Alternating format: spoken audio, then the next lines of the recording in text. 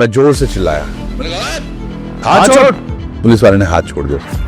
अंकिता भंडारी हत्याकांड को लेकर अभी फैसला आया है। जो आरोपी है वो हाथ हिलाता हुआ, मुस्कुराता हुआ, बड़े सुपरस्टार की तरह जाता हुआ दिख। वो जो हाथ हिला रहे थे ना, वो ठेंगा दिखा रहे थे धाकड़ धामी को। अभी उत्तराखंड में सूचना विभाग 400 करोड़ रुपए के एडवर्टीजमेंट देने वाला है। अब जो व्यक्ति पैसे ले रहा होगा वो बुराई कैसे करे। एक आरोप सीएम धामी पर लगता है, उन्होंने यात्रा को डाइवर्ट कर दिया कुमाऊं की तरफ। आरोप नहीं है, ये सत्य है। धामी जी का एक कथन ये था कि रामनगर से शुरू करूंगा मैं यात्रा। अरे भैया, जो ये चारधाम यात्रा है उसमें आप क्या क्या समस्याएं देखते हैं, या उत्तराखंड को लेकर आप क्या देखते हैं? आज आपने तीर्थाटन को पर्यटन बना दिया, तो अभी तक इन सारी सरकारों ने कोई भी बड़ा काम नहीं करा। एम्स आपका फेलियर है। एम्स अगर होता, मैं बोलता हूँ अल्मोड़ा में खोलते, मैं बोलता हूँ पिथौरागढ़ में खोलते, मैं बोलता हूँ श्रीनगर में खोलते, रुद्रप्रयाग में खोलते, या गैरसैंण में खोलते, जहाँ पहाड़ के लोगों। Uniform civil code, why is it in here? ये जो सशक्त भू कानून बोर्ड है ना, ये झुंझुना है धामी का। किन किन मुद्दों को लेकर खास तौर पर आप काम कर रहे हैं केदारनाथ में? हमारे 3 लोगों को तो आप परेशान कर रहे हो। जो ये हवा में घूम रही है टैक्सियां, इनका क्या?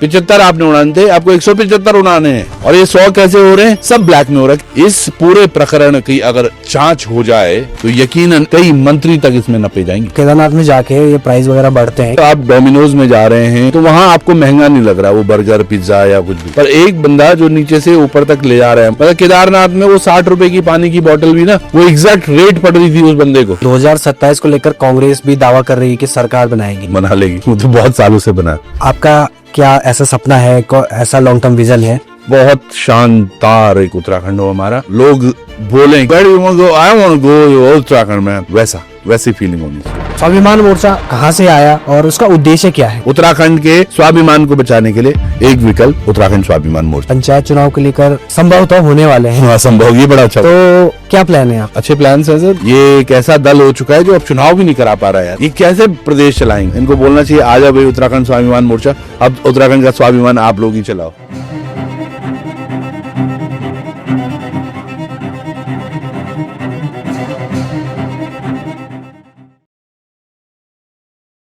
नमस्कार, आप देख रहे हैं देवभूमि लाइव की विशेष पॉडकास्ट सीरीज द्विपत्रकार वार्ता। आज के इस एपिसोड में हमारे साथ हैं त्रिभुवन सिंह चौहान जी, जिनको आपने ग्राउंड रिपोर्टिंग करते हुए उत्तराखंड के तमाम मुद्दों को उठाते हुए छात्र और युवाओं की विभिन्न मंचों पर उनकी जो सवाल हैं उनको पूछते हुए देखा होगा।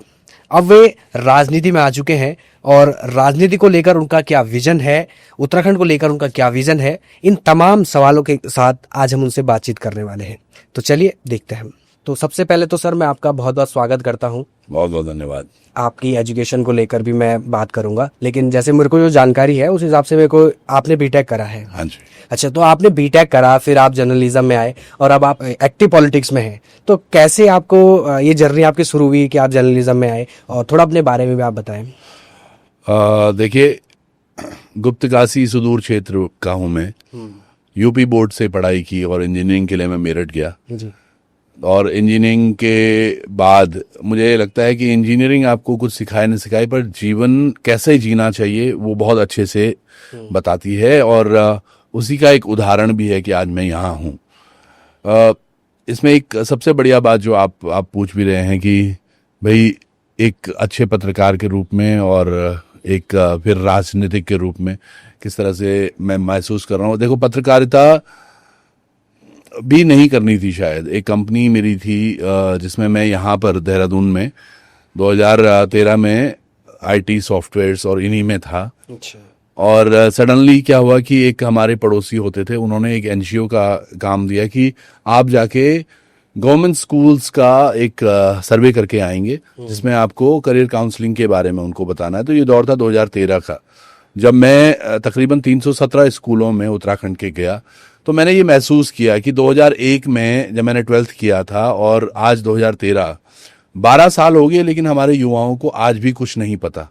तो तब लगा कि शायद this is the second time जब हमें कुछ देना चाहिए अपने उन यूथ्स को।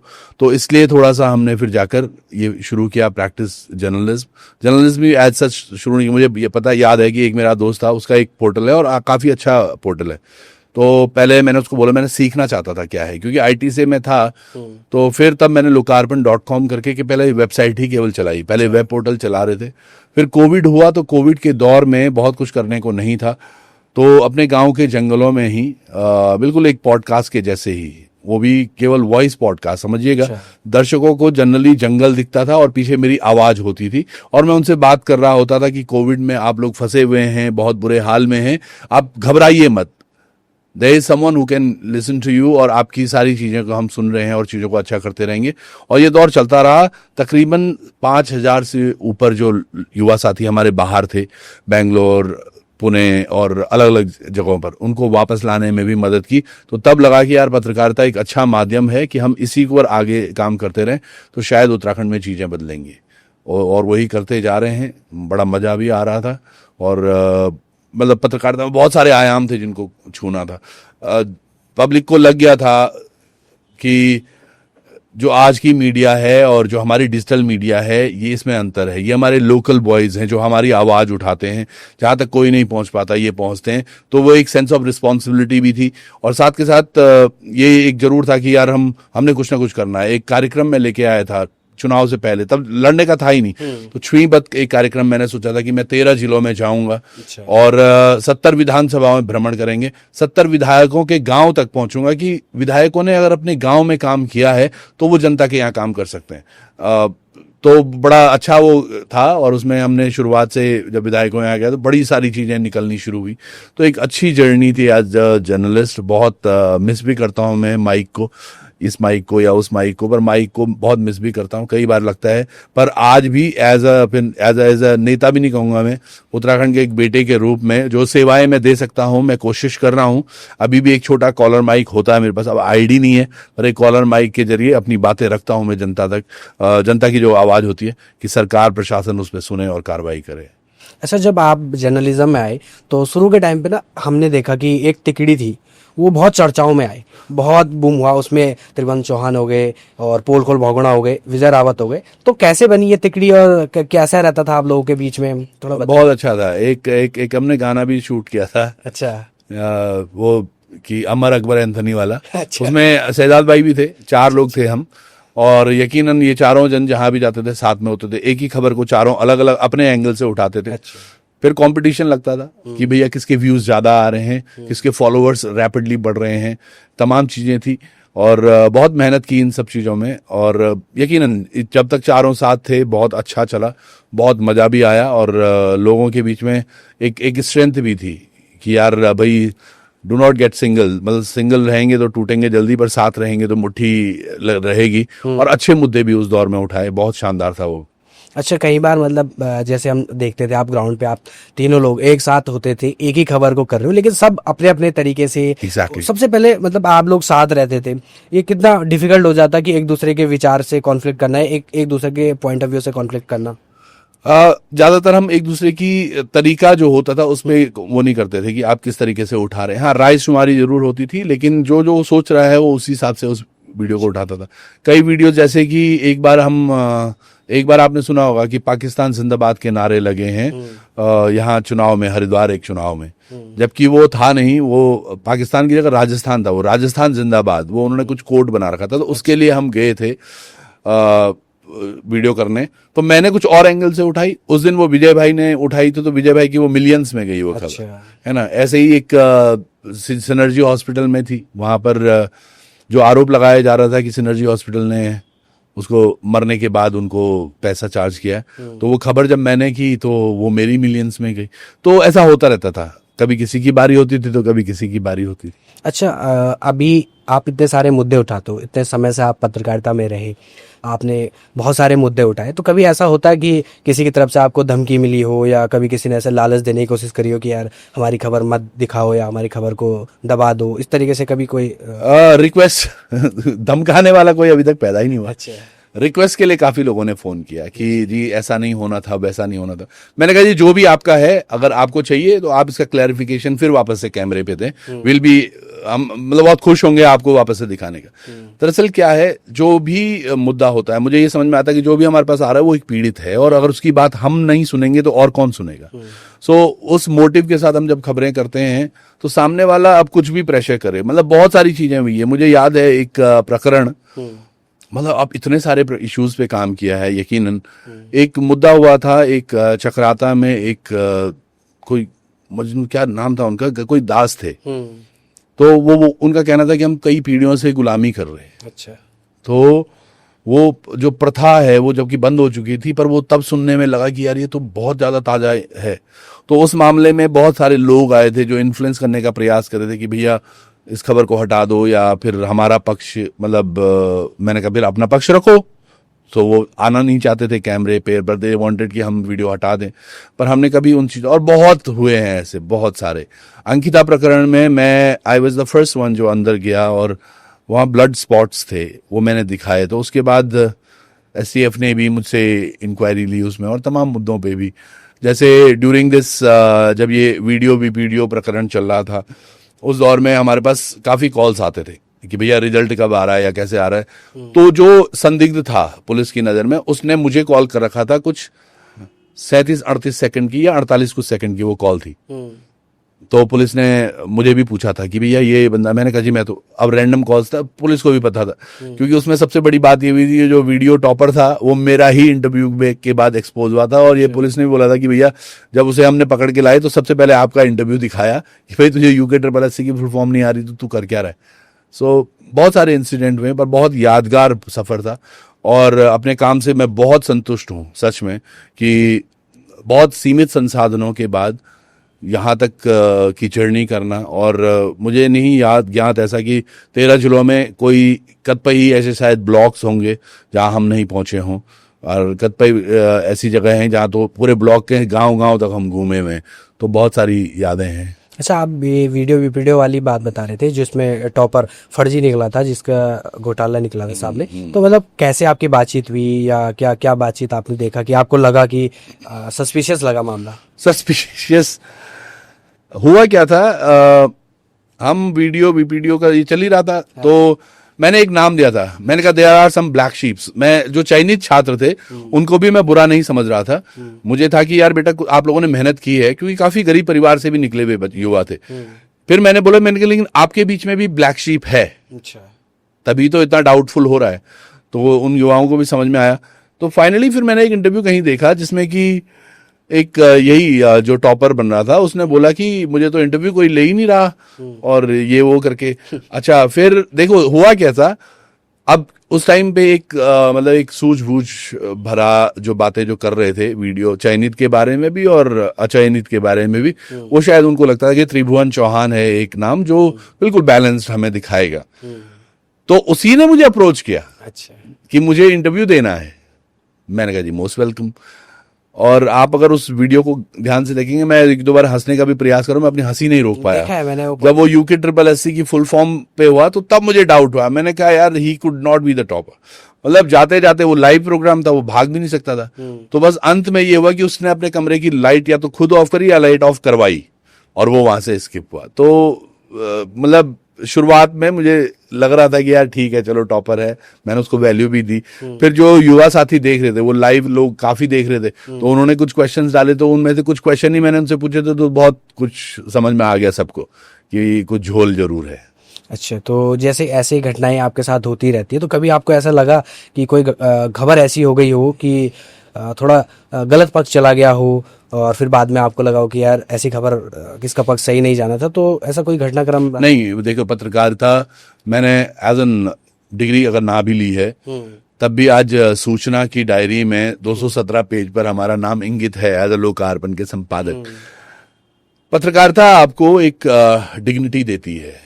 मैंने कभी भी जो भी खबरें की हैं, जब तक मैं पुख्ता नहीं होता हूं एविडेंसेस को लेकर या कुछ डॉक्यूमेंट्स को लेके, मैं ना तो किसी पे आरोप लगाता हूं ना ही प्रत्यारोप।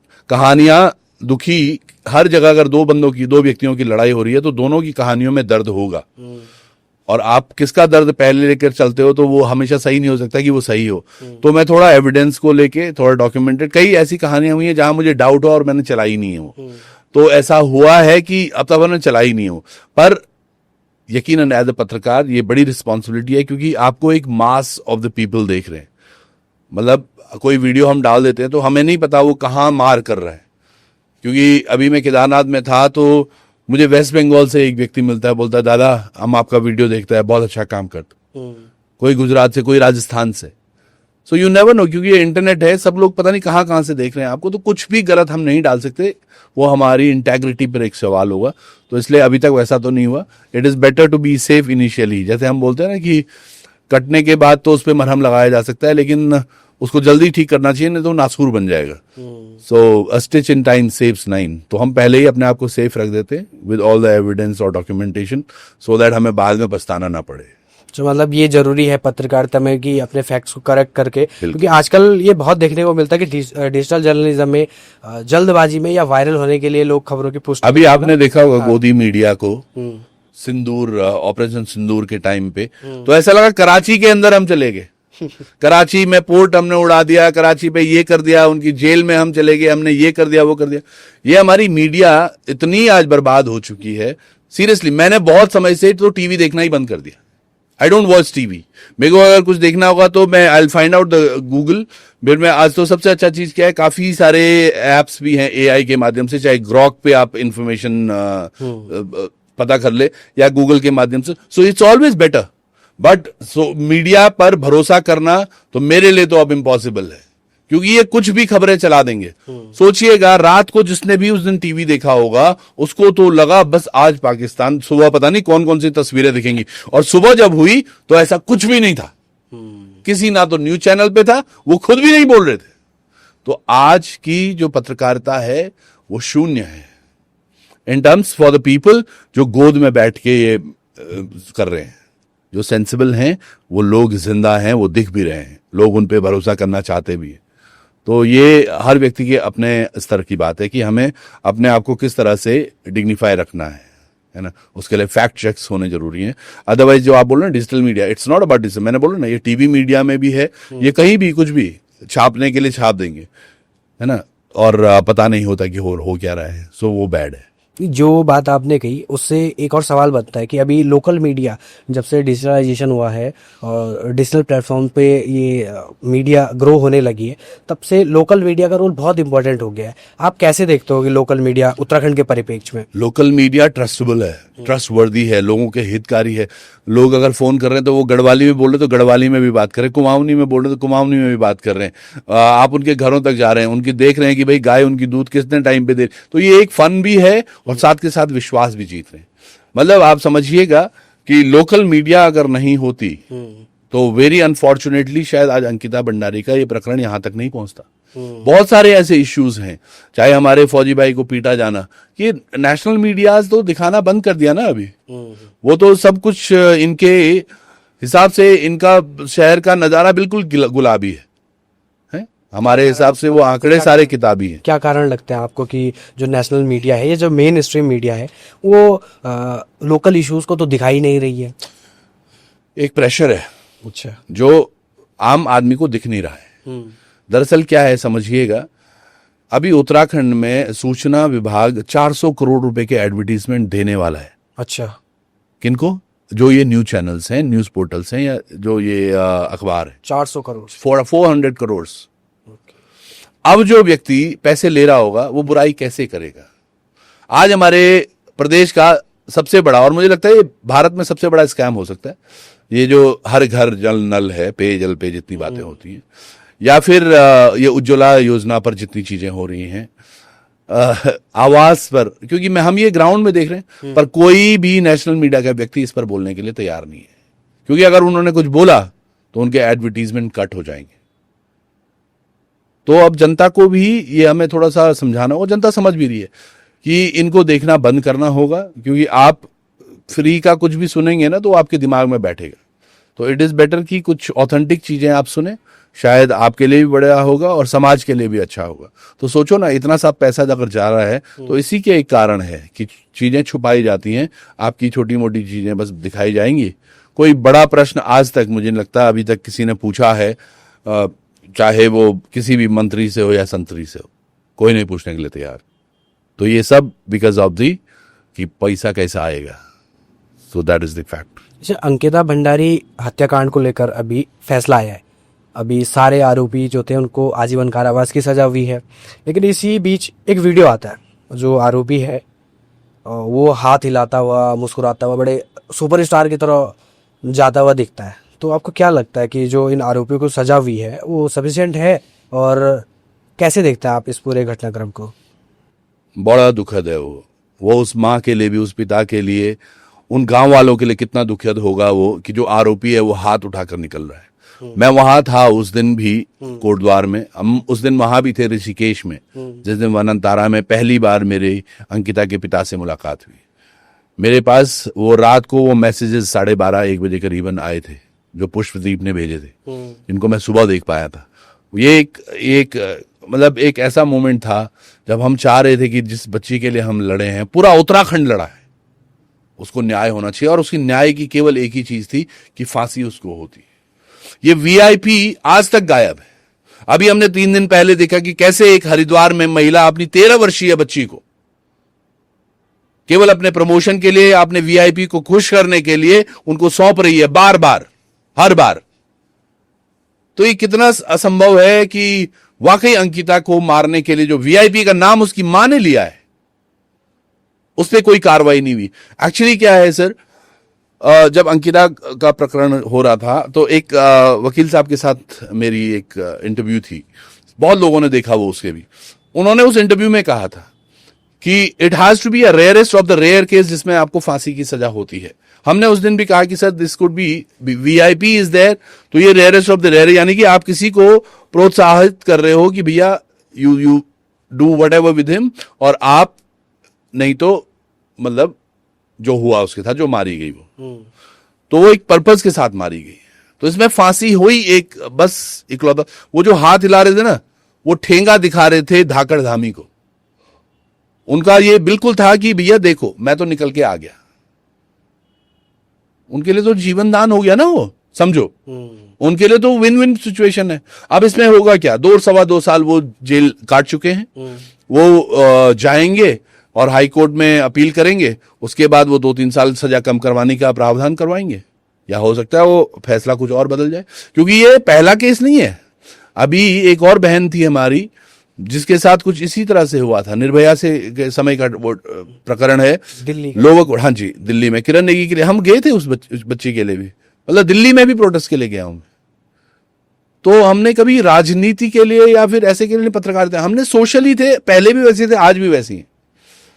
तो जब किरण नेगी का हमने देखा था कि लोअर कोर्ट ने उनको फांसी की सजा दे दी, हाई कोर्ट ने उनको फांसी की सजा दे दी, वो सुप्रीम कोर्ट जाते हैं और सुप्रीम कोर्ट उन चारों को बाइज्जत भरी कर देती है।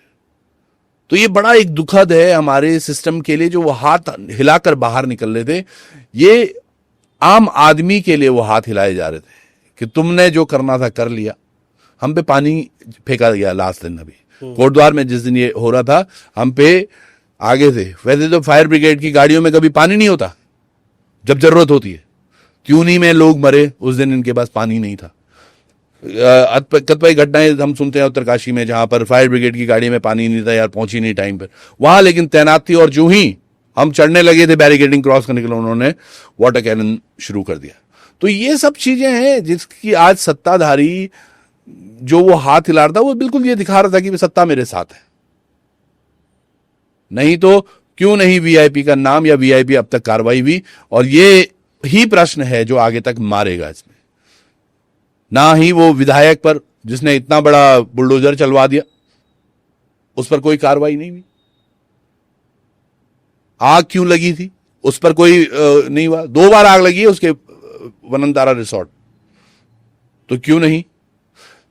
जब दूसरी बार आग लगी थी तो बताया जा रहा था कि वहां लेबर थी। लेबर क्या कर रही थी वहां जब वो पुलिस की प्रोटेक्शन में है? अच्छा। तो ये तमाम चीजें हैं जो यकीनन इस पर चीजें मतलब काम होना चाहिए। वो तो माखौल उड़ा के गया है जो हाथ दिखा रहा था, और ये जितना भी हुआ है ये उत्तराखंड की संभ्रांत जनता की एक बड़ी, मैं कहूंगा एक पहल थी, जिसकी वजह से ये केस में इतनी भी वो आई कि उनको आजीवन कारावास हो पाया। ये पूरा का पूरा उत्तराखंड की जनता ने किस तरह से अंकिता के माँ बाप के साथ खड़ा होकर साथ दिया है, ये उसकी वो थी। अच्छा, ये घटनाक्रम बहुत दुखद है, लेकिन कुछ समय पहले वहाँ पर चुनाव होते हैं, उपचुनाव हुआ केदारनाथ का, उससे पहले लोकसभा चुनाव हुआ, हर जगह बीजेपी बहुत अच्छे मार्जिन से जीती। वीआईपी के बारे में अंकिता भंडारी की मां ने जो कहा, वो एक पार्टी विशेष को बिलोंग करके उन्होंने बात कही। ये मैसेज भी लोकल पत्रकारों द्वारा बहुत चलाया गया और नेशनल मीडिया में भी कुछ स्तर पर चला, लेकिन ये ग्राउंड पे ये चीजें दिखती नहीं है। इसकी क्या वजह आप मानते हैं कि क्या कारण हो सकता है कि लोग ग्राउंड पे ये चीजों को जोड़ नहीं पा रहे हैं, या कोई गैप है जो हमारे लोगों तक बात नहीं पहुंच पा गैप है सर, देखो गैप क्या है, गैप है इनकी धमकियों का। अच्छा। ये अब धमकाने लगी। अच्छा। चुनाव में भाजपा अब बोलने लगी है कि अगर आप वोट नहीं देंगे तो तुम्हारा राशन बंद हो जाएगा, अच्छा। तुम वोट नहीं दोगे तो तुम्हारी पेंशन बंद हो जाएगी, तुम वोट नहीं दोगे तो तुम्हारे साथ ऐसा हो जाएगा, तुम्हारे साथ वैसा हो जाएगा। अभी मोदी जी ने इतना रखा है तुम्हारे लिए, वो सब तुम्हारे लिए आएगा, पर वोट नहीं दोगे। समझो, एक डर का माहौल, लोगों की अनभिज्ञता का फायदा उठा रहे हैं वो चीजों को पुट अप करने के लिए, और जिसकी वजह से अनफॉर्चुनेटली नोइंग और अननोइंगली ये चीजें हो रही। लेकिन अभी लोगों को समझ आना शुरू हुआ है। मैं बहुत कतराता था कभी भी लिखते हुए, मतलब आप यकीन मानिएगा 2014 का मेरा वोट मोदी जी के लिए था, बट जब मैंने सिनारियोज देखे, पढ़ने शुरू किया, and then I went to, तो मेरे को लगा, मैं there is something wrong in it. Operation Sindoor के बाद बोला गया कि हम सिंदूर भेजेंगे घर घर तक। मैंने जब वो पोस्ट लिखी, जब वो लिखा मैंने कि किस तरह से आप किसी के यहां सिंदूर भेजे, क्या उन मातृशक्ति के पास भी भेज पाओगे जिन्होंने अपने को खोया है अभी और जो शहीद हो गए हैं वहां, क्या उनके यहां आप वो सिंदूर भेजोगे? वो नहीं भेज पाते। पर जब मैंने उसमें कमेंट में देखा तो आधे से ज्यादा, आधे क्या मतलब 95% जो कमेंट्स थे, सबने विरोध किया है कि सिंदूर का विरोध होना चाहिए। तब मुझे लगा, मैंने कहा अब लोगों को समझ में आने लग गया कि भाजपा जो कर रही है पूरी तरह से ठीक नहीं कर रही। कैसे इनका एक धाकड़ सड़क के बीचों बीच हरकतें करके चला गया। धाकड़ पर केस हुआ नहीं हुआ वो अलग सिचुएशन है, वो जिसने बेचारे ने सीसीटीवी का फुटेज वो किया था उस पर केस जरूर हो गया। एक और अभी वीडियो आया था, वो भी हाईवे पे था, एक ये हरिद्वार की महिला।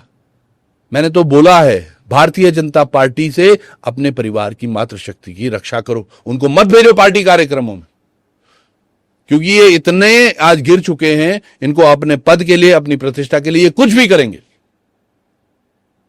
ऐसा नहीं होना चाहिए। आप आज सही को सही और गलत को गलत नहीं बोल पा रहे। मतलब आज केवल भाजपा के इस मोह में कि पार्टी वाले मुझे कहीं बाहर ना निकाल दें, तो आप गलत को गलत बोलने के लिए तैयार नहीं हो। कितना बड़ा दुस्वप्न है ये। तो इन सब चीजों पे लोगों को अब परिवर्तन आएगा, अब समझ आ रहा है, अब वो उनसे डरेंगे नहीं, अब उनसे वो हटेंगे नहीं, हिचकेंगे नहीं। अब जवाब देना भी आ रहा है लोगों को। मैं देख रहा हूं केदारनाथ में लोग बड़े जग रहे हैं। हर मोमेंट की मेरे पास वीडियो आती है, हर मोमेंट की। कोई पुलिस वाला कहीं परेशान कर रहा है तो वीडियो आती है, कोई कहीं पर वन विभाग वाला कुछ कर रहा है तो वीडियो आती है। जहां पर भी गलत हो रहा है तो आई गेट द वीडियोस। तो समझ में आ रहा है जनता जाग रही है। और ये केवल केदारनाथ नहीं, ये पूरी उत्तराखंड की, मैं भाई आप पूरे भारत की बात करूं तो हो रहा है बदलाव। अब वैसा नहीं रहेगा। अच्छा, आपके जैसे कद काठी आवाज दमदार है, वैसे ही आपने पत्रकारिता में भी दमदार मुद्दे उठाए, चाहे वो अंकिता भंडारी हत्याकांड को लेकर है, युवाओं की भर्ती घोटाले को लेकर है, और तमाम मुद्दे आप उठाते रहते हैं। लेकिन उसके बाद केदारनाथ का उपचुनाव आता है 2024 में, और आप निर्दलीय प्रत्याशी के तौर पे वहां से पर्चा भरते हैं। तो सबसे पहले तो मैं ये जानना चाहता हूँ कि एक पत्रकार से आप एक प्रत्याशी में कैसे, मतलब क्या थॉट प्रोसेस था आपका कि आप पत्रकार से प्रत्याशी के बन गए आप? देखो, हम कई बार कोशिश करते थे कि कौन अच्छा चेहरा होगा चीजों को जो आगे ले जाएगा और तमाम चीजों को करता रहेगा। हमने भी एक दो लोगों से बात की थी कि यार केदारनाथ में ये सब हुआ है तो अब तैयारी करनी चाहिए। फिर हमारे कुछ मित्र थे, आप यकीन मानिए, ये बड़ा फनी सा, मतलब 8-10 हम लोग बैठे हुए थे। हम बात कर रहे थे अब किसको तैयारी करना चाहिए यार, किसको। तो हमारे कुछ मित्रों ने मुझे बोला कि यार तू क्यों नहीं करता हुई तैयारी। मैंने कहा यार पागल हो गए, मैं कहा तुम ही नहीं दोगे वोट। तो वो मजाक मजाक में चीजें हुई। लेकिन उसके बाद जब थोड़ा मैंने सोचा, मैंने कहा यार वाकई, मतलब जो चीजों को मैं समझ सकता हूं, और हम माइक के जरिए ही तो आवाज उठा रहे हैं आज। वो माइक की जो आवाज है वो जब विधानसभा में जाकर बंद हो जा रही है, कोई तो कारण होगा। तो मैंने कहा लेट्स फाइंड दैट आउट, और वहीं चलते विधानसभा में जाके ही पता करते हैं कि ये सुनाई क्यों नहीं देती।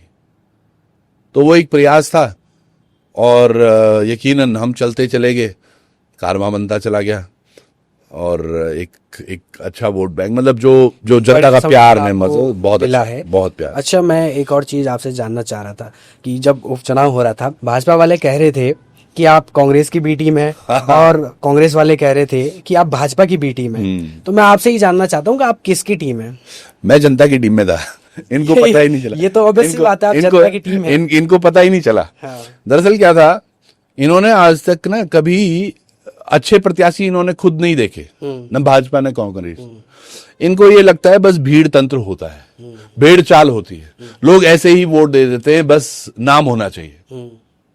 हम लेके गए थे अपने 7-8 वर्षों का काम, हम लेके गए थे वो इच्छा शक्ति हमारी काम करने, क्योंकि लोगों ने देखा था कि यार ये बंदा केवल माइक द्वारा ही सारे काम करवाने की क्षमता रखता है। वाकई अगर इसके हाथ में कुछ दे दिया जाए तो ये ठीक होगा। अभी मैं 2-3 दिन पहले एक गांव में था, वहां भागवत चल रहा था, देवी भागवत।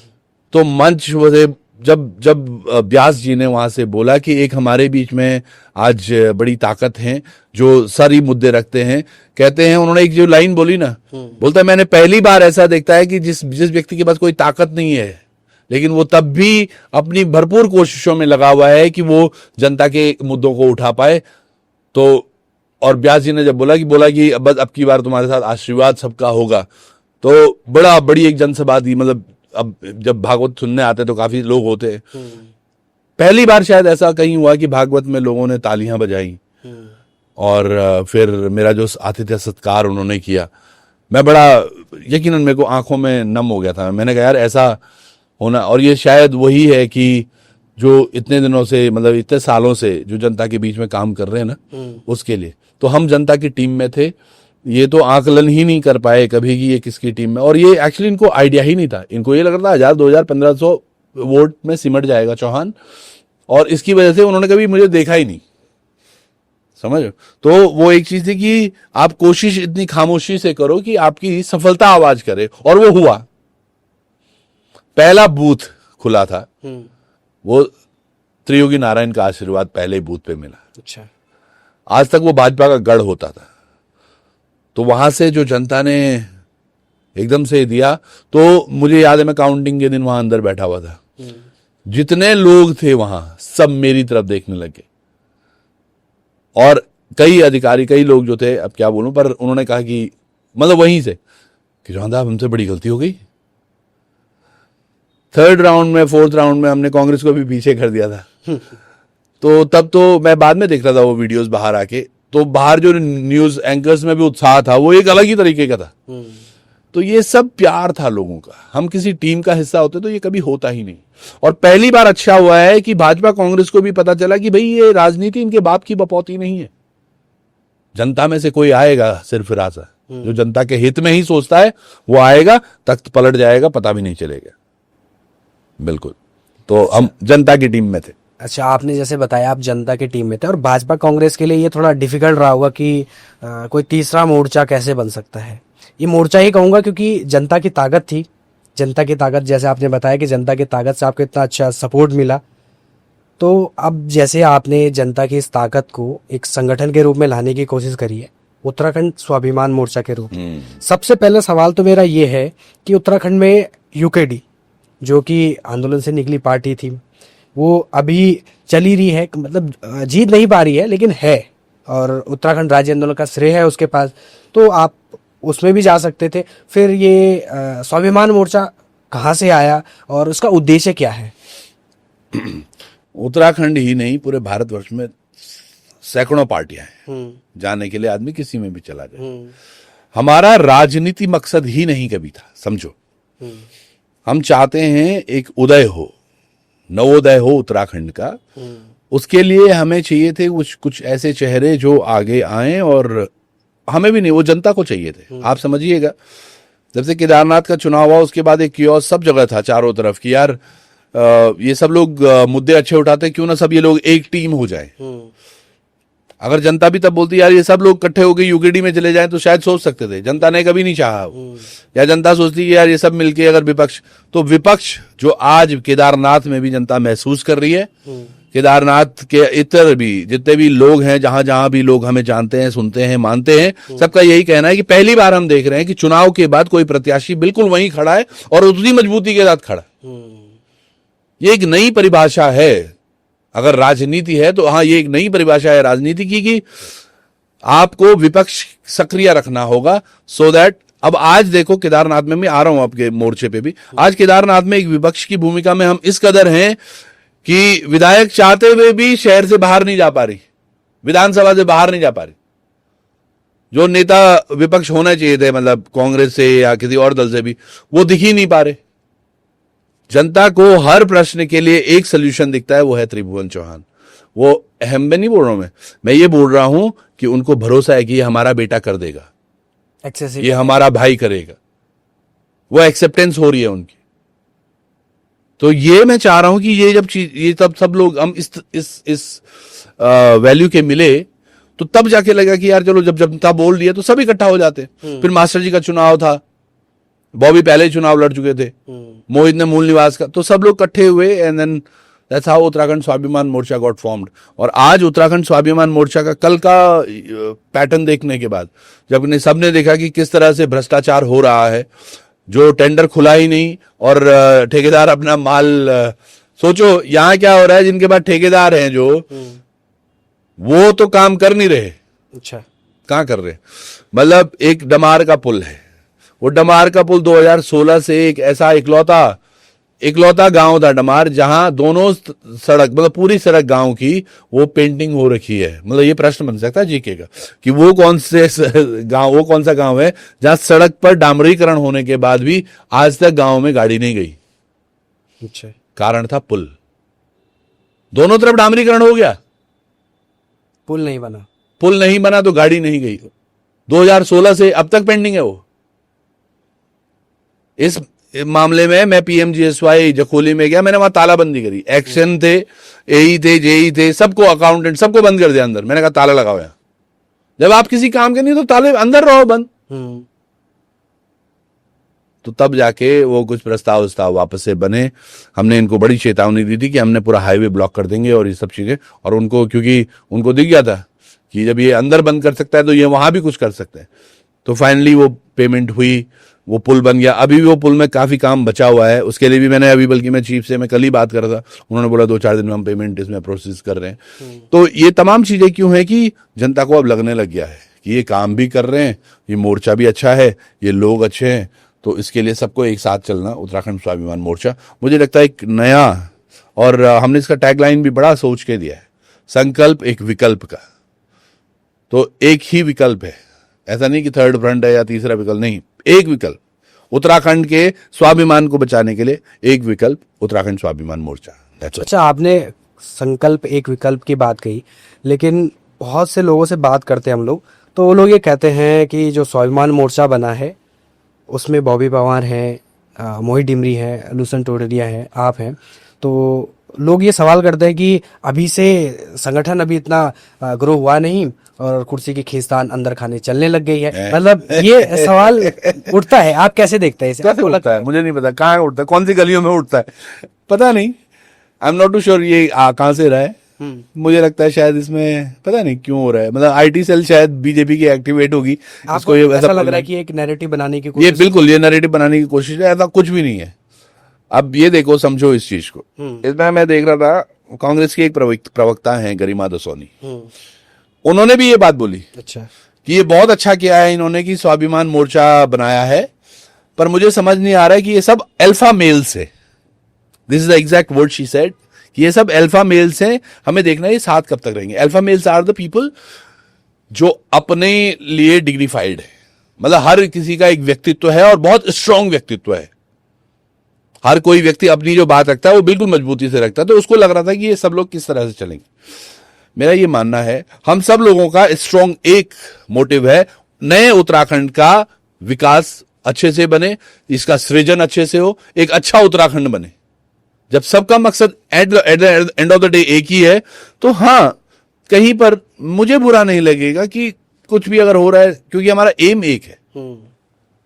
समझ रहे हो? और यही सब लोग सोच के चल रहे हैं। आज हमारे यहाँ ना तो कुर्सी की लड़ाई है, ना पद की लड़ाई है। सच बता रहा हूं मैं। मतलब ये जब बने कि भाई अध्यक्ष किसको बनना चाहिए, हमने कहा भाई एक काम करो, लोकसभा में सबसे अच्छे वोट इनको मिले और युवाओं के पसंदीदा भी हैं, हर कोई चाह रहा है बॉबी बॉबी बॉबी, तो बॉबी अध्यक्ष होंगे।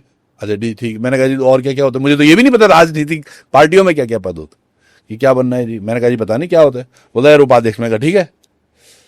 कि संगठन में, मैंने कहा भाई मोहित डिमरी बढ़िया युवा है, ये संगठन बस, तो वो महासचिव है।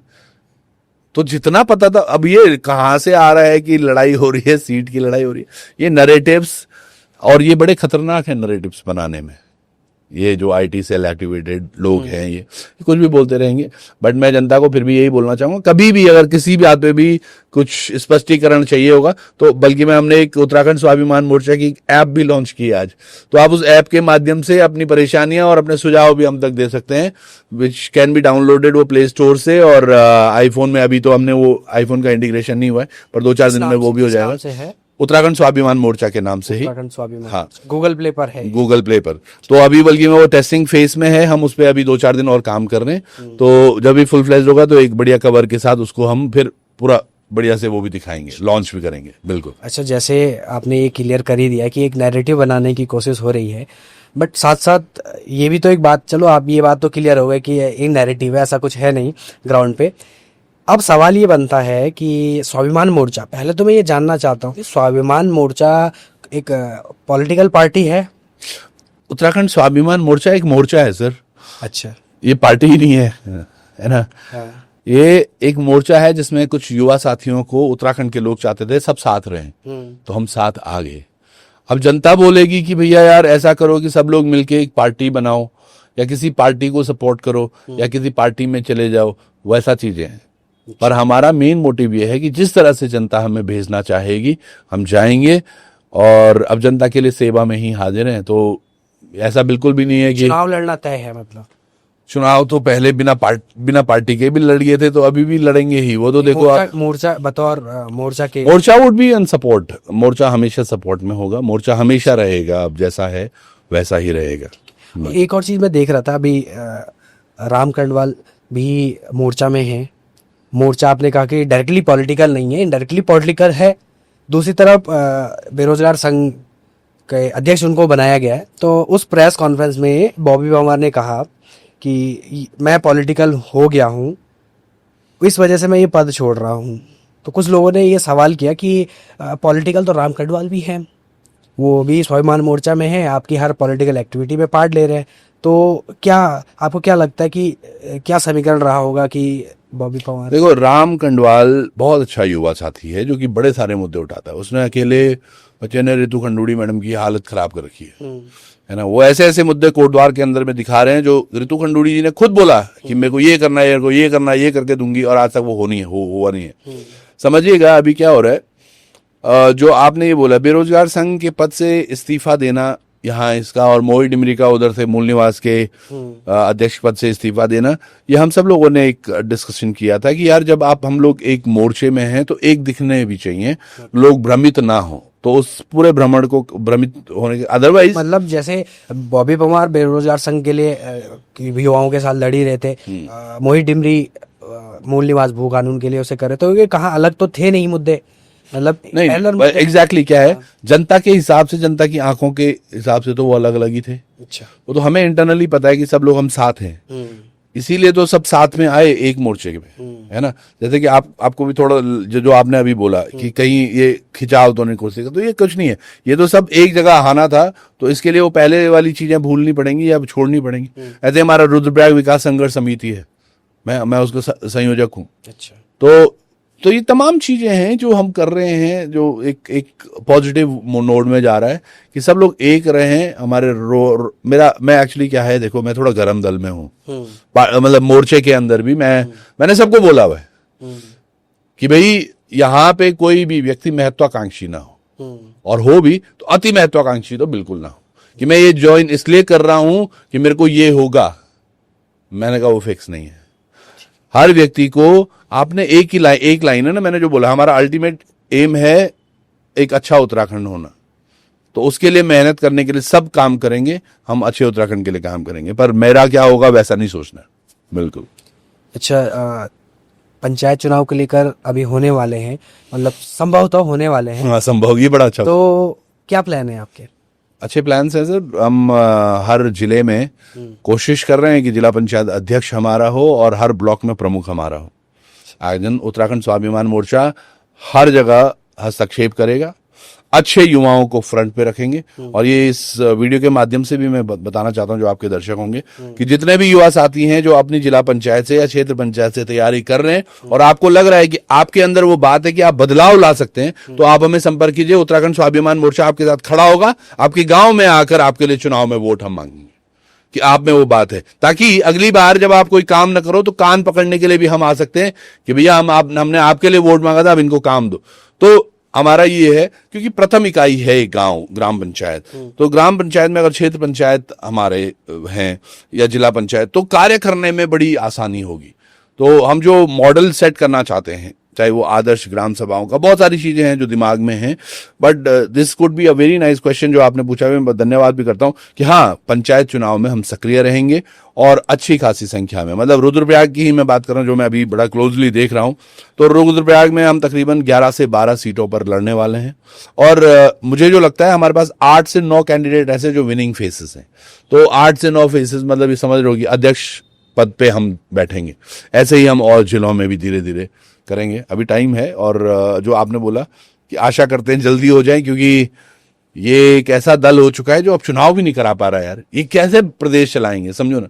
इनको तो हट जाना चाहिए, इनको बोलना चाहिए आ जाओ भाई उत्तराखंड स्वाभिमान मोर्चा, अब उत्तराखंड का स्वाभिमान आप लोग ही चलाओ। अच्छा, यूकेडी को लेकर भी एक परसेप्शन है लोगों के बीच में, और वो उससे जोड़ते हुए मैं आपसे सवाल पूछूंगा। यूकेडी को लेकर जो परसेप्शन ये है कि जीतने के बाद गायब हो जाते हैं, स्वाभिमान मोर्चा के साथ ऐसा तो नहीं होगा? ये अच्छी बात है। उत्तराखंड स्वाभिमान मोर्चा अब बना है, त्रिभुवन चौहान चुनाव लड़ चुका है, जीता भी नहीं, और गजब की बात यह है कि गायब नहीं हुआ, आज भी धरातल पे है, वहीं हूं केदारनाथ में। तो ये एक बड़ा पॉजिटिव मैसेज, मतलब ये कि केवल बोलते हैं ना पूत के पैर जो हैं वो पालने में ही दिख जाते हैं। तो ये इनिशियल स्टेज है, जनता के लिए कुछ करने का है मेरा, मतलब मैं अपनी बात करूं या हमारे साथ जो लोग हैं, हमारा सबका ध्येय एक ही है कि जनता के लिए कुछ हम करते रहें, और उसके लिए करते रहेंगे तो कहीं इधर उधर जाने का मतलब ही नहीं है, समझ रहे? जैसे किसी और दल पर जो आरोप लग रहे हैं वो आरोप से बहुत इतर है हम जो चुनाव के बाद से ही, मतलब मैं आपको लगातार सोशल मीडिया पे देख रहा हूँ, बहुत एक्टिव है आप।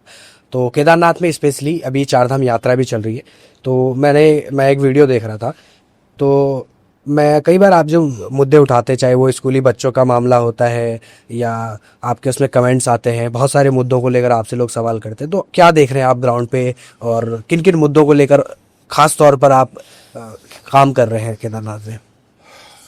केदारनाथ एक ऐसा विश्व का एक ऐसा धाम है जिस पर सबकी नजर है। अब वो केदार घाटी भी सबको जानता है। हमें वहां चाहिए था कि सब कुछ बहुत यूनिक हो, स्पेशल हो। मैं एक स्कूल में जाता हूं जहां पर बच्चों से मैं बात करने का प्रयास करता हूं, बच्चा मुझे बोलता है मुझे सुनाई नहीं दे रहा है टीचर क्या कह रही हैं या आप क्या कह रहे हो, बिकॉज उनके सर के ऊपर से हेलीकॉप्टर घूमे जा रहे हैं। हेलीकॉप्टर की वजह से ये समस्या हो रही है। हाँ, बच्ची को सुनाई नहीं दे रहा। अच्छा। एक महिला मेरे पास आई कि गढ़वाली में ही बोलतून, मैंने बोला अभी एक भैंस ले ली, वो दूध नहीं दे रहा। अब 1-1.5 लाख का उन्होंने भैंस ली, वो दूध नहीं दे रही क्योंकि वो इको हेली की वजह से। हाँ, हेली की वजह से उनका कुछ ना कुछ तो भैंस के अंदर। आपने देखा होगा बचपन में जिन गांव में सड़क बाद में जाती थी वहां गाय भैंसे ना भागती थी गाड़ी देख, गाड़ी आवाज उनकी। सोचिए हेलीकॉप्टर उनके ऊपर से चल रहा है दिन रात, उनको कैसा बहुत नजदीक से वो भी। हमारी प्रकृति का जो दोहन हो रहा है बिकॉज ऑफ दिस हेलीकॉप्टर्स, ये बहुत बुरा है। अच्छा। और इसको मैं जब नजदीक से देख रहा हूं, देखो आप समझिएगा, आज केदारनाथ में 4 प्रमुख साधन हैं किसी एक यात्री को डेस्टिनेशन से एक दूसरे तक ले जाने में। पहला मैं मानता हूं कि भाई घोड़े खच्चर वाले, दूसरा मैं मान रहा हूं कि डंडी कंडी वाले, तीसरा है ये हमारे टैक्सी यूनियन वाले, टैक्सी मैक्सी वाले लोग, चौथा हमारा चॉपर्स। एक घोड़े खच्चर वाला जब कोई गलती करता है उसको डंडे पड़ते हैं पुलिस से, चालान कटता है, उसकी काठी मतलब जो सीट होती है घोड़े खच्चर की, वो निकाल के फेंक दी जाती है। डंडी कंडी वालों के साथ भी ऐसे बुरा हाल होता है। टैक्सी वाले अगर कुछ बुरा करते हैं तो उनका चालान होता है, उनकी गाड़ी सीज तक करने का धमकी दी जाती है, तमाम चीजें। हेलीकॉप्टर वाला सड़क पर गाड़ी उतार रहा है, उसकी तुम एफआईआर तक नहीं कर रहे, वो भी तो वही काम कर रहे हैं। सड़क पर हेलीकॉप्टर उतार दिया। बिल्कुल, अभी क्रिस्टल ने नहीं किया। जो ये वायरल वीडियो है आप उसकी बात कर रहे हैं। वायरल तो वो बाद में, वो तो एक इंसिडेंट है, जनता उसको बोलती रही। या तमाम ये न्यूज चैनल जिनकी आप बात कर रहे हो, इन्होंने एक चीज बोली पायलट की सूझबूझ से। I can not tell you the word, but ये पायलट की हठ धर्मिता की वजह से हुआ प्रकरण है। क्यों, आप ऐसा क्यों मानते हैं? आई टेल यू, सी, जो एक हेलीपैड है वो तकरीबन एक 50 मीटर का डाया मान लो उसका है। सेंटर में हेली उतरता है। जब केदारनाथ से आ रहा होता है तो वो ऐसा आया और यहां रुका। Let's suppose this is the centre, यहां इसका रेडियस है तो ये इतना और है, यहां रुका, इस तरफ उसका मुंह है। जब ये यहां से वापस फ्लाई करेगा, ये उठेगा, घूमेगा और बाहर निकलेगा। ठीक है। यही गिरा है यहां अपनी परिधि से बाहर। यहां से यहां तक भी अगर उसको 20 मीटर भी हवा में रहा ना, उसको पता होना चाहिए था कि मेरे इसका इम्बैलेंस क्या है, can it actually go through और नॉट। लेकिन जल्दबाजी, ये हुई घटना है जल्दबाजी की वजह से, क्योंकि मुझे फट ऊपर पहुंचना है, वहां से और नीचे लाने, फिर फट ऊपर जाना है। इसमें सब मिले हुए हैं। इस पूरे प्रकरण की अगर जांच हो जाए तो यकीनन इतने लोग मारे जाएंगे। मैंने परसों एक पोस्ट की थी, कई मंत्री तक इसमें नपे जाएंगे। ये हो क्या रहा है आप समझिएगा। 2022-23 का मैंने एक डॉक्यूमेंट पढ़ा जो टेंडर होता है इनके साथ, हेली कंपनी के साथ। इसमें एक में लिखा हुआ है कि भाई आपको 70 to 75 टिकट्स दी जाएंगी पर डे एक हेली को। There are about 14 of them. मुझे कोई समझाएगा आज की तारीख में इनके पास 170-175 नंबर कैसे हो रहे हैं फ्लाई करने के लिए? समझ रहे हो? 100 टिकट एक्स्ट्रा, 75 आपने उड़ाने थे, आपको 175 उड़ाने हैं। और ये 100 कैसे हो रहे हैं? सब ब्लैक में हो रहा है। किसको नहीं पता ब्लैक हो रहा है?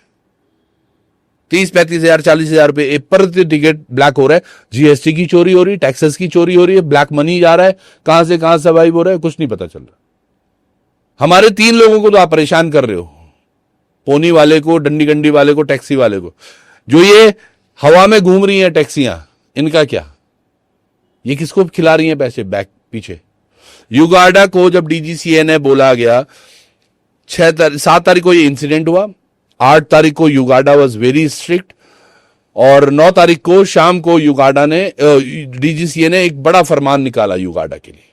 उसमें लिखा गया था कि कोई भी हेलीकॉप्टर 350 किलो से ऊपर नहीं उड़ाएगा, मतलब तकरीबन 3 पैसेंजर्स के ऊपर नहीं उड़ाएगा। अच्छा, समझो। हाँ, फिर दूसरा था कि आप टाइम 6 to 6 का टाइमिंग रखेंगे। उस पर भी मैंने एक वीडियो की थी, बहुत सारी वीडियोस में करता रहता हूं, तो 6 to 6 का टाइमिंग रखेंगे। फिर उसमें एक बोला गया कि आप जब भी, मतलब 1 घंटे में केवल आप 2 ही फ्लाई करोगे, गुप्तकाशी से केदारनाथ जी। फाटा से वाले 3 करेंगे और सिरसी वाले और आगे वाले 4 करेंगे। यानी कि 2 बार ऊपर, मतलब एक बार यहां से गए वापस आए, फिर गए वापस आए। 1 घंटे में इतना ही होनी चाहिए। इसमें इनका पड़ता नहीं पड़ना था। सोचिएगा, जो ये टाइमिंग अभी मैच कर रहे थे ना, ये गुप्तकाशी वाला जो ऊपर जा रहा है, ये 7-8 मिनट में जा रहा है, जबकि जो ऑफिशियल है, जो डीजीसीए की गाइडलाइंस है, that says that above 10,000 feets इनको 10,000 फीट पे चलना है। 10,000 फीट अभी ये हमारे जंगलों के बीच में से जा रहे हैं, जो गांव के घरों में जहां गाय हमारी परेशान हो रही है, भैंस परेशान हो रही है, इनको जाना था माउंटेन्स एज के ऊपर से। किसी को परेशानी नहीं होती नीचे, लेकिन उस मूवमेंट में इनको 22 मिनट लगते हैं केदारनाथ पहुंचने में। गुप्तकाशी से केदारनाथ 22 मिनट, उसको कट डाउन करने के लिए 7-8 मिनट में ये पहुंच रहे हैं। उनकी हालत खराब हो गई। अगले दिन उन्होंने बैठक की, ये युगाडा को प्रेशर बनाया। धामी जी ने ऐसे नहीं वो स्टेटमेंट दे रखी है लंबी सी, मैं उस पर कुछ पुट करना चाह रहा था, बट सोचो, धामी जी के पास मंत्रालय है, ये आपके नाक के नीचे ये हो रहा है, या आपको पता नहीं है, या सब आपको पता होने के बाद ये हो रहा है? ये बड़े प्रश्न है, कोई मीडिया नहीं पूछने वाला। सोनिका मैडम से पूछा जाए ये हो क्या रहा है, जो सचिव हैं कुलबे साहब, उनको पूछें कि क्या हुआ क्या है ये। आप समझ रहे हैं? डीजीसीए, आज एक बड़ा विमान हादसा हुआ अहमदाबाद से, जो लंदन को फ्लाइट जा रही थी, बहुत सारे लोगों ने अपनी जान खो दी।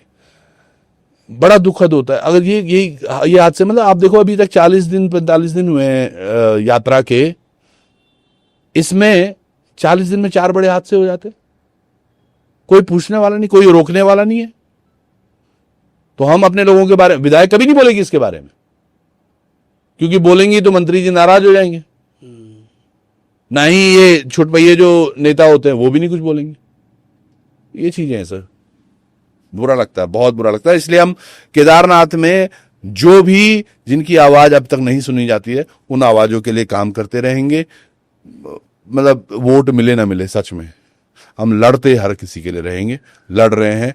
हम लड़ते रला भेजी, हम लड़ते रला, तो देखते हैं, लड़ते रहेंगे बस। एक और चीज जो केदारनाथ में लोकल्स के साथ देखने को मिलती है, बहुत सारे लोग हैं जाते हैं रील्स बनाते हैं कि भैया कितने का दे रहे हो, मतलब भाई 100 रुपए का है, अरे नीचे तो 20 रुपए का मिल रहा है। तो कैसे देखते हैं आपकी जो केदारनाथ में जाके ये प्राइस वगैरह बढ़ते हैं, क्योंकि आप गुप्तकाशी के हैं और आपके नज़दीकी केदारनाथ है, यात्रा से आप कनेक्टेड रहते हैं, वहाँ से लोकल से आपका मिलना जुलना है, आपके विधानसभा क्षेत्र भी है। तो लोकल्स की ये जो प्रॉब्लम है इसमें कई बार झगड़े भी हो जाते हैं और एक नेगेटिव नैरेटिव बनाने की कोशिश की। अब पिछले वर्ष से एक वीडियो मैंने किया था, आप यकीन मानिए उसके बाद बहुत कम लोग ऐसा देखा जा रहा है अब जो ये वीडियोस बना रहे हैं, एज सच वीडियोस। मैंने एक वीडियो किया था पिछली बार और ये घोड़े खच्चर संचालकों के साथ ही किया था। मैंने उनको बताया था कि क्यों ये चार्जेस महंगे हो रहे। मतलब आप डोमिनोज में जा रहे हैं या फिर किसी और ब्रांड में या कहीं पर भी, तो वहां आपको महंगा नहीं लग रहा वो बर्गर पिज्जा या कुछ भी, पर एक बंदा जो नीचे से ऊपर तक ले जा रहा है माल, मैंने कैलकुलेशन करके बताया। मतलब केदारनाथ में वो 60 रुपए की पानी की बोतल भी ना, वो एग्जैक्ट रेट पड़ रही थी उस बंदे को जो आपको वहां ऊपर सर्विस दे रहा है। तो अगर वो ऊपर नीचे हो रहा है तो मुझे लगता है उसमें कोई दिक्कत नहीं होनी चाहिए और जनता को भी नहीं होनी चाहिए। और अब नहीं है, मैं पिछले वर्ष से देख रहा हूँ ये जो प्रॉब्लम है ये काफी हद तक कट डाउन हो गई है। अब ऐसा कोई इश्यूज मुझे नहीं लगता। जो लोग इस पर वीडियोस बना रहे हैं, रील्स वालों पर जरूर पाबंदी होनी चाहिए। पिछली बारी एक को हमने बड़ा, अब मतलब उसको बड़ा समझाया भी था, जो ढोल फूटा था केदारनाथ धाम में, जो वो ढोल बजा रहे थे, तो उनका भी हम ही ने स्वागत किया था वो। तो अब जैसे केदारनाथ विधानसभा आपकी है और आप एक्टिवली बहुत सारे, मतलब मैं देख रहा हूँ कि काफ़ी सारी चीज़ों मुद्दे आप उठाते रहते हैं।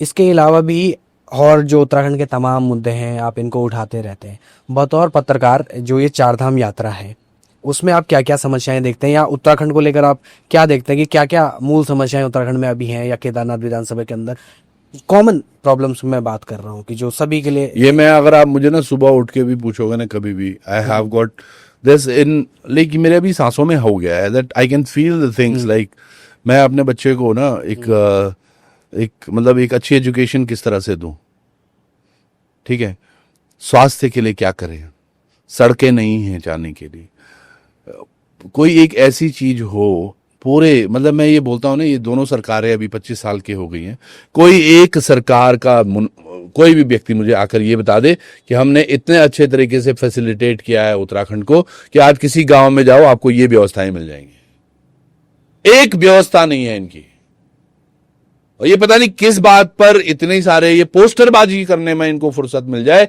तो उसके बाद ये कुछ काम करेंगे। एक भी काम नहीं है। मुझे दुख होता है, हर चीज अच्छा नहीं लगता सर मुझे भी कि मैं हर बार टोकता रहूं, या लोगों को लगता था यार ये हमेशा गैस बोलता। मैं बोलूं नहीं तो क्या करूं मैं, वो और कोई ऑप्शन है क्या? ये जो चारधाम यात्रा को लेकर आपने पूछा, अभी केदार घाटी के लिए मैं करीबन 5 से 6 बार 17-18 पॉइंट लेके हर बार डीएम के पास गया हूं। मैंने कहा सर यात्रा से पहले ये ठीक कर लो, ये ठीक कर लो।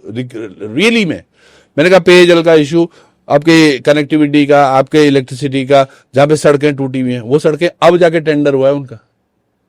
तो ये जब चीजें दिखती हैं तो बुरा लगता है, और मैं तो बड़ा, मैं प्रतिक्रियाएं ना छुपा नहीं सकता, तो मैं बोल देता हूं। लोगों को पता चल जाता है ये एंग्री है या अभी इमोशनल है या कैसा है, पर मैं बोल देता हूं अपनी चीजें, बड़ा स्पष्ट हूं उसके लिए। तो अभी तक इन सारी सरकारों ने कोई भी बड़ा काम नहीं कर रखा। एम्स ये अगर अपनी उपलब्धि मानते हैं तो एम्स आपका फेलियर है, बिकॉज एम्स अगर होता, मैं बोलता हूं अल्मोड़ा में खोलते, मैं बोलता पिथौरागढ़ में खोलते, मैं बोलता हूं श्रीनगर में खोलते, रुद्रप्रयाग में खोलते, या गैरसैंण में खोलते, जहां पहाड़ के लोगों। आज एम्स में हमारे लोगों के लिए सीट नहीं मिलती। मुझे हर दिन 2-3 फोन तो जरूर आते हैं भाई या इमरजेंसी में बेड नहीं मिलना, भाई यहाँ बेड अवेलेबल नहीं, तो किस चीज की आपकी उपलब्धि है? क्या दूसरी उपलब्धि है आपकी, बताइए। आप बात करोगे कि क्या बात करोगे, क्या दिया है आपने? मतलब शायद वो बोलेंगे यार हमने ये रोड बढ़िया बना दी, 4 धाम परियोजना, ऑल वेदर रोड आपने बोली है, ऑल वेदर के आते ही अभी देख लो सब जगह रोड ब्लॉक्स हो जाती है। आपने ठीक है चौड़ा तो किया, लेकिन वो मेंटेन नहीं है, वो नीचे दरक रही है पहाड़ियां, तो फिर आपने किया क्या है? मतलब कोई और बोल दे, मुझे बोलेगा कोई यार कि केदारनाथ और बद्रीनाथ को धाम को बहुत सुसज्जित कर दे, किसने बोला था? किसके लिए कर रहे हो? केदारनाथ धाम या बद्रीनाथ धाम, इनकी जो यात्रा है ना वो सदियों से हो रही है। आज इन लोगों ने ऐसा बना दिया जैसे 2014 के बाद ही केदारनाथ और बद्रीनाथ की यात्रा हो रही। हमने मंदिर सुसज्जित किसके लिए? आज आपने तीर्थाटन को पर्यटन बना दिया। पहले एक तीर्थाटन बोर्ड होता था हमारा, वो तीर्थाटन को भी इन्होंने पर्यटन में डाल दिया। तो किसके लिए अच्छा? क्या मतलब कुछ तो एक तो चीज ऐसी कोई, मतलब मुझे क्लिक भी नहीं हो रहा कुछ एक अच्छी, जैसे इन्होंने बोला यूसीसी, हमारे लिए क्या अच्छा है यूसीसी? भैया क्या अच्छा है हमारे लिए UCC? Uniform civil code, why is it in here? क्यों? एक कोई फायदा भाजपा का अच्छा कोई प्रवक्ता भी मुझे बता दे कि जी ये फायदा है इससे। सशक्त भू कानून कहां है? भू कानून, नगर पंचायत, नगर पालिकाएं सब इससे हटके हैं। तो यानी कि गुप्तकाशी भी आज नगर पंचायत है, तो यानी कि गुप्तकाशी में भी जमीन बिक सकती है, बाहर का ले सकता है। मतलब इस बात में मैं थोड़ा डिटेल में जानना चाहूंगा। निकाय, हाँ सर ये जो सशक्त भू कानून बोल रहे ना हाँ, ये झुंझुना है धामी का। अच्छा कैसे? ये ऐसा है कि हम 250 स्क्वायर, जो पहले भी था law, land law was made, land law पहले से ऐसे ही है, हाँ इसमें हमेशा निकाय को अलग रखा गया। अच्छा, अभी जैसे इन्होंने 2 जिले अलग रखे, हरिद्वार और उधम सिंह नगर, उसके साथ साथ निकाय, निकाय में ये कोई भी लॉज इंप्लीमेंट नहीं होंगे, यानी कि निकाय में लोग बाहर के भी जमीनें खरीद सकते। अच्छा तो निकाय मेरे गुप्तकाशी भी हो गया। अब आदि तो आपने जितने गांव थे मिला के आपने नगर पंचायतें बना दी। श्रीनगर, श्रीनगर तो फिर भी शहर है बड़ा, मैं गुप्तकाशी की बात कर रहा हूं भाई साहब, जहां पे 4-5 गांव थे पहले, सेमी, बेंसारी, नाला, ये सब इन्होंने इसमें मिला दिए, गुप्तकाशी वाला एरिया भी 21 गांव के करीब मिलाए हैं। बिल्कुल। अब वो नगर निगम बन गया। अब वो वहां जहां जहां गांव थे, श्रीनगर के आसपास के जितने गांव, धारी देवी से लगते हुए वो जो बिल्कुल दारी देवी भी है उसमें, वहां भी अब जमीन अगर धामी की किसी को चाहिए होगी तो खरीद सकता है। एक आरोप सीएम धामी पर लगता है कि उन्होंने यात्रा को डाइवर्ट कर दिया कुमाऊं की तरफ, आप इस बात को मानते हैं? बिल्कुल, रजिस्ट्रेशन के नाम पर ऋषिकेश में जो इन्होंने पिछले साल से ये शुरू किया, धामी जी का एक कथन ये था कि रामनगर से शुरू करूंगा मैं यात्रा। अरे भैया, मतलब जो आज तक इतने पौराणिक लोग, विद्वान, पंडित, ये सब तुमने पीछे छोड़ दिए, क्यों? ये जो आरोप नहीं है, ये सत्य है, ये कथन है, ये व्यक्ति उत्तराखंड का हितैषी नहीं है, ये पहाड़ी मूल का हितैषी है ही नहीं।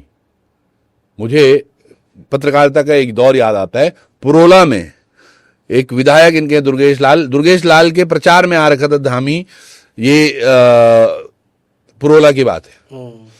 तो उसमें वो कहते हैं मंच पर से कि इन सड़कों से मेरा पुराना नाता है, जब मैं युवा में उसमें था, युवा एबीवीपी में, या युवा विंग होती है इनकी, कोई एबीवीपी नहीं, कोई युवा कुछ, तो उसमें था, तो हम बड़ा घूमते थे यहाँ।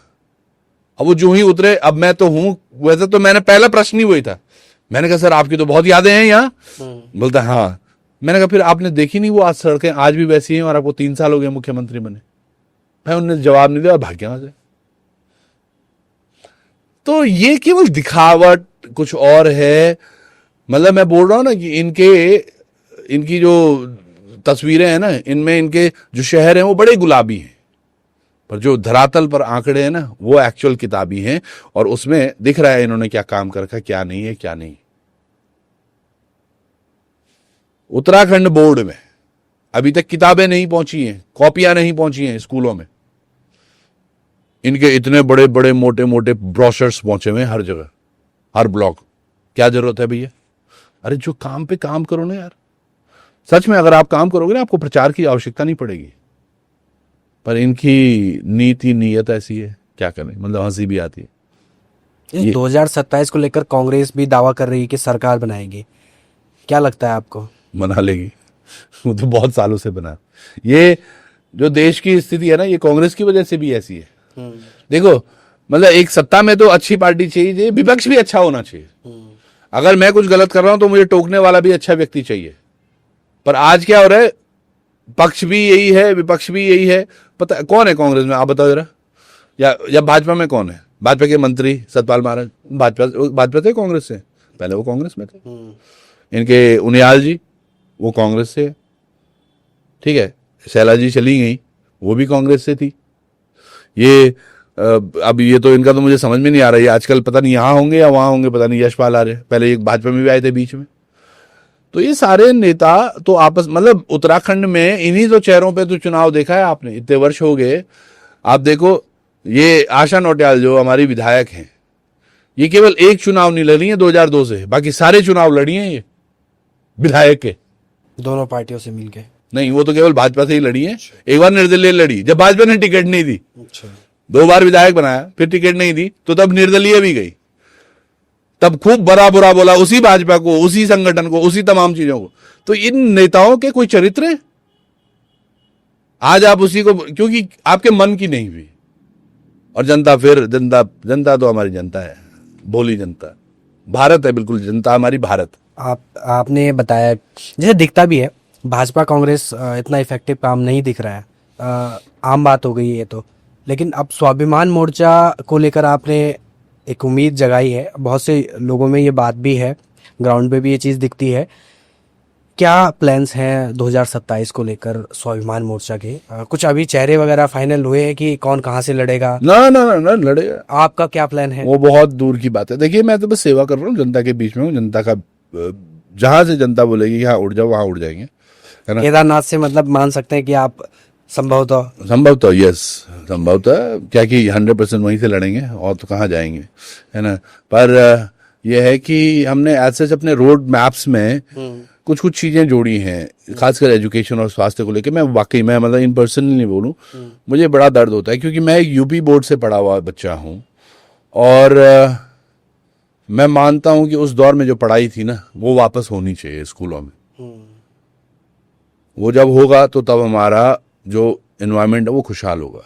स्वास्थ्य की सेवाएं, अगर हम आज 2025 हम चांद पर जाने की बात कर रहे हैं और हम अच्छी स्वास्थ्य सेवाएं नहीं दे पा रहे हैं, तो डूब के मर जाना चाहिए सबको। तो उन पर काम करने की बात है। भ्रष्टाचार में ये लिप्त, मैं बता रहा हूं, धामी जी को इसके तुरंत बाद, ये 2 साल बचे में, इसमें कारावास बना लेना चाहिए, बहुत सारे अच्छे कमरे अपने लिए बनाने चाहिए। इसके बाद जब अगर हुआ जो हम चाह रहे हैं या जनता जो चाह रही, तो सारे इनके बड़े नेता उन्हीं को काल कोठरी में डालेंगे। ये जरूर जनता से बोलेंगे। जब होगा तो ये सारे लोग एक एक करके जेल भेजेंगे, जितने भ्रष्ट अधिकारी हैं, जितने नेता हैं। तो कम कम खाना, ताकि कम रहो उन सेल में, पर भेजेंगे जरूर। अगर जिस तरह से जनता चाहती है तो ये प्रयास जरूर करेंगे। 3 काम अभी के लिए, शुरुआत के लिए, शिक्षा, स्वास्थ्य और इन सबको जेल। बिल्कुल। अब हम पॉडकास्ट को समेटने की कोशिश करते हैं। मैं आपसे जानना चाहूँगा कि राजनीति में भी और पत्रकारिता में भी आप युवा जो आना चाहते हैं, उनको क्या संदेश देना चाहते हैं कि वो किस तरीके से इस फील्ड में आगे आएं, या कुछ आपके अनुभव आप साझा करना चाहें? अनुभव ऐसा है, मुझे लगता है कि जनता के बीच में कार्य करते रहो, जनता से प्यार करो, बहुत सारी इच्छा मत रखो, और बस कार्य करते रहो। जो पहले बोला गया था गीता में कभी कि बस कर्म करते जाएं, फल की इच्छा ना करें, वाकई ऐसा होना चाहिए। क्योंकि आप अगर किसी को किसी आशा के लिए काम करते हैं तो तब आपको निराशा जरूर होगी। मतलब 1-2 गांव हैं जहां से मुझे बताया गया कि मुझे वोट कम पड़े हैं, और लेकिन मैं उन गांवों में सबसे पहले गया हूं और अब भी जाने वाला हूं। तो ये है कि लोगों को वैसा नहीं होना चाहिए कि यार हमने वोट दिया है तो हम काम करेंगे, नहीं दिया तो नहीं करेंगे, ऐसा नहीं होना चाहिए। आप बस काम करते रहो, सब समान हैं, और एक दिन ऐसा आएगा जब सब उतना ही प्यार करेंगे आपको। अभी हो क्या रहा है, कोई कम प्यार कर रहा है, कोई ज्यादा कर रहा होगा, इसलिए ऊपर नीचे हो रहा है। इतना प्यार दो सबको कि सब एक ज्यादा प्यार करेंगे, फिर तो आपको कोई नहीं रोक सकता। तो ये बड़ा थ्योरी है, पर्सनल अपने फायदे कभी मत रखो राजनीति में। अब एक्चुअली क्या है ना, आज का जो दौर है वो बड़ा बुरा है। लोग राजनीति में उतरते अपनों के लोगों के लिए भला करने के लिए। मैं देख रहा हूं जितने विधायक हैं, जितने वो हैं, वो अगर मुख्यमंत्री से मिलते भी हैं तो वो ये बोलते हैं ये मेरा चाचा का लड़का है, ये मेरे दादा का लड़का है, ये मेरे बुआ का लड़का है, इनका यार ये कर देना, ये हमारे पुराने जानने वाले, इनका ये कर देना, इनका ये कर देना। कोई ये नहीं बोलेगा कि यार भाई वहां की ना सड़क के लिए सर ये प्रस्ताव है, या वहां हॉस्पिटल के लिए ये प्रस्ताव है, या यहाँ वाले लोग परेशान हैं। जनता के मुद्दों पर ये लोग काम ही नहीं कर रहे हैं, ये पर्सनल हितों के लिए नेता बने हुए। तो मैं चाहता हूं कि जो युवा साथी भी आ रहे हैं वो थोड़ा इस बात का ध्यान रखें कि पर्सनल हितों को छोड़कर आप जनता हित में कार्य करें। सो अब हम आखिरी सेगमेंट की तरफ बढ़ते हैं। ये थोड़ा सा रैपिड फायर टाइप है। और रैपिड फायर है। हाँ, रैपिड फायर टाइप है। तो इसमें मैं आपसे 2-4 सवाल पूछूंगा, आप चाहें तो लंबा जवाब भी दे सकते हैं और शॉर्ट में आप देना चाहें तो आप शॉर्ट में दे दें। सबसे पहले तो मैं आपसे जो सवाल पूछ रहा हूँ वो ये है कि ज़्यादा डिफिकल्ट आपको क्या लगता है, पॉलिटिक्स या जर्नलिज्म? दोनों ही नहीं, पहले भी जनता की सेवा कर रहे थे, अभी जनता की सेवा कर रहे थे। ठीक है, तो नेक्स्ट सवाल जो है हमारा, मैं आपसे जानना चाहता हूं कि स्वाभिमान मोर्चा में बहुत सारे दमदार युवा नेता हैं, बॉबी पवार है, मोहित डिमरी है, लूसन टोडरिया है। आपको क्या लगता है कौन सबसे ज्यादा फायर ब्रांड नेता है? शीशा। पर सभी अच्छे हैं, सब लोग अच्छा कर रहे हैं, और ये बड़ा घुमागा वाला प्रश्न था, अच्छा है, पर सब अच्छे हैं। ठीक, मतलब कोई किसी से कम नहीं है, बिल्कुल। अच्छा, जैसे आपकी पर्सनालिटी है तो कई बार मतलब आमतौर पे लोग देखते होंगे, तो अभी आपसे बातचीत करके लगा तो आप काफ़ी मोटिवेटेड है, काफ़ी हंसमुख है। तो आपको आखिरी बार गुस्सा कब आया था? गुस्सा मुझे इस दिन भी आया जिस दिन उसने हाथ किया था, हाथ हिला रहा था जब ये किताब वाले उसमें। उससे थोड़ी ही देर पहले हमारा एक युवा साथी बैरिकेडिंग पार करने की कोशिश कर रहा था, तो पुलिस वाले ने उसके बाल पकड़े यहाँ। अच्छा, तो मैं जोर से चिल्लाया, मैंने कहा हाथ छोड़, भाई पुलिस वाले ने हाथ छोड़ दिया उसको। तो मतलब इमोशंस हैं मेरे अंदर जो गुस्सा करवाते हैं। मैं समझता हूँ कई बार ऐसा होता है कि बस मुझे लगता है बस, पर फिर मैं अपने आप को समझाता भी हूँ तो ठीक चलता है। मतलब यहाँ से तो लोग डर जाते होंगे, वैसे ही गुस्से करने की जरूरत ही नहीं है। ये भी लंबी चौड़ी पर्सनालिटी है। ऐसा भी मान सकते हैं आप, पर ठीक है, प्यार करते हैं लोग, ज्यादा गुस्सा करने की आवश्यकता नहीं पड़ती। एक आखिरी सवाल है, हर किसी का एक सपना होता है, सपना इन द सेंस कि एक सोच होती है लॉन्ग टर्म विजन के साथ। आपका क्या ऐसा सपना है, ऐसा लॉन्ग टर्म विजन है कोई है आपका? आप बताएं। मेरा विजन यही है कि यार उत्तराखंड के सभी लोग बहुत खुश रहें। ये पॉलिटिकल स्टेटमेंट बिल्कुल नहीं है। मैं दिल से चाहता हूं कि हमारी माताएं बहनें सुरक्षित रहें, और हमारी से पहले मैं अगर सीधे ये कनेक्ट करूं कि मैं चाहता हूं कि मेरी बेटी सुरक्षित रहे, उसका भविष्य सुरक्षित हो, उसकी एजुकेशन अच्छी हो, उसको स्वास्थ्य की दिक्कतें ना आए, कल को वो कहीं स्कूल में जाए कुछ परेशानियां ना हो, लॉ एंड ऑर्डर और ये सब चीजें व्यवस्थित हो। तो अगर मुझे ये मेरी बेटी के लिए चाहिए होगा ना, तो यकीनन मैं चाहूंगा कि हर किसी के बच्चे के लिए यही मिले। तो उसी का एक प्रयास करना है, क्योंकि जो गांव में है ना मेरे चाचा का बेटा, उसकी बेटी भी मेरी उतनी ही बेटी है। तो हर किसी के लिए ये एक प्रयास है जो हम करना जरूर चाहेंगे, और चाहेंगे कि सब चीजें बाकी सबके लिए बहुत सुनहरा। एक उत्तराखंड हमारा बहुत छोटा सारा, 13 जिले कितने होते हैं सर? मतलब 2 दिन में अगर आप आदमी शुरू करें ना, 2-3 दिन में पूरा घूम लेगा, इतना छोटा है उत्तराखंड। इसको संवारने के लिए 70 लोग विधानसभा में बैठते हैं, वो नहीं कुछ कर पाते, ये बड़ा दुखद है। और 25 साल हो गए इस बात को, वो उससे भी ज्यादा दुख है। ऐसा नहीं कि हमें पैसा नहीं आता, पैसा इतना आता है कि हमारे जो ये सक्षम मंत्री है ना, ये धाकड़ मंत्री, ये पैसा तक वापस भेज देते हैं। इनसे काम नहीं हो पा रहे धरातल पर।